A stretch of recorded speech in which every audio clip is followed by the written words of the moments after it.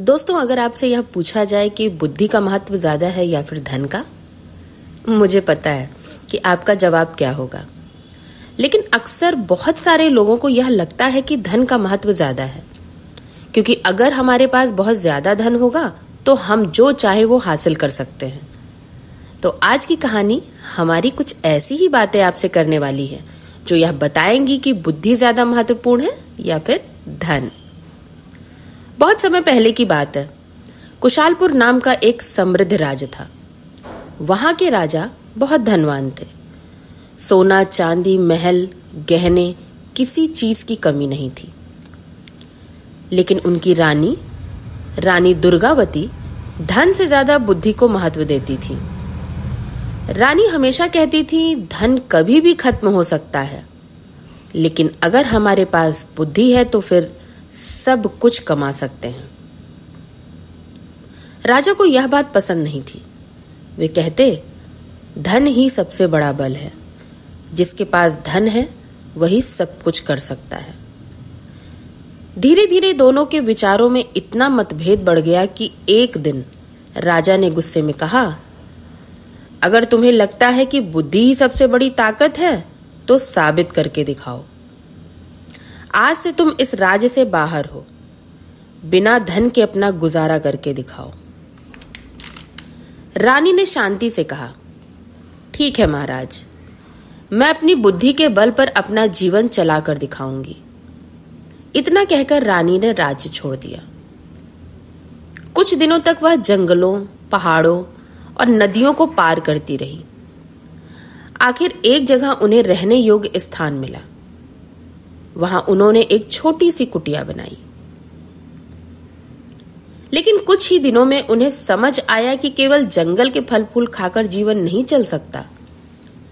रानी ने अपनी बुद्धि लगाई। उन्होंने अपने दुपट्टे में एक ईंट बांधी और उस पर अपने राज्य का राज चिन्ह बना दिया। फिर वह पास के एक लकड़हारे के पास गई और बोली, भाई, इसे राज्य के साहूकार के पास ले जाओ और कहना कि यह रानी की अमानत है। इसके बदले जो धन मिले उसे मुझे दे देना। जब रानी अपनी अमानत वापस लेगी तब मैं वह धन वापस कर दूंगी।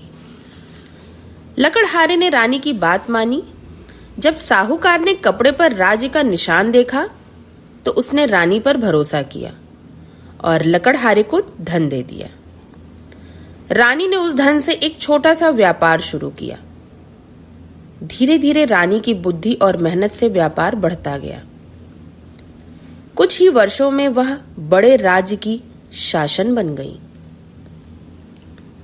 इधर कुशालपुर में हालात बिगड़ गए।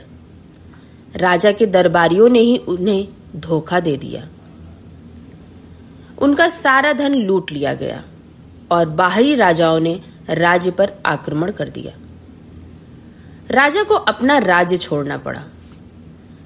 भटकते भटकते वह एक दिन एक बहुत सुंदर और समृद्ध राज्य में पहुंचे। वहां की व्यवस्था देखकर वह चकित रह गए। उन्होंने सोचा, काश यार रानी दुर्गावती जैसी बुद्धिमान किसी के अधीन होता। राजा जब दरबार पहुंचा तो यह देखकर दंग रह गया कि सिंहासन पर बैठी रानी और कोई नहीं बल्कि उसकी अपनी रानी दुर्गावती थी। राजा की आंखों में आंसू आ गए। उसने कहा, मैंने तुमसे कहा था कि धन सबसे बड़ा है, लेकिन आज मैं मान गया कि बुद्धि सबसे महान है। रानी मुस्कुराई और बोली, महाराज, धन हमें क्षण भर में मिल सकता है और उतनी ही जल्दी छिन भी सकता है, लेकिन बुद्धि अगर साथ हो तो हम बिना धन के भी सब कुछ बना सकते हैं।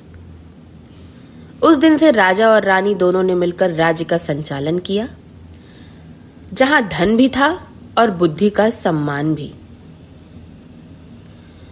दोस्तों, धन से हम हर चीज खरीद सकते हैं, लेकिन बुद्धि से हम अपना भाग्य बदल सकते हैं। इसलिए हमेशा याद रखिएगा कि अपनी बुद्धि और विवेक पर विश्वास रखें, क्योंकि बुद्धि ही सबसे बड़ा धन है। तो दोस्तों, ये थी हमारी आज की छोटी सी कहानी और बड़ा ज्ञान। ऐसी ही और मजेदार कहानियों के लिए कल फिर मिलेंगे। तब तक के लिए सीखते रहो, मुस्कुराते रहो।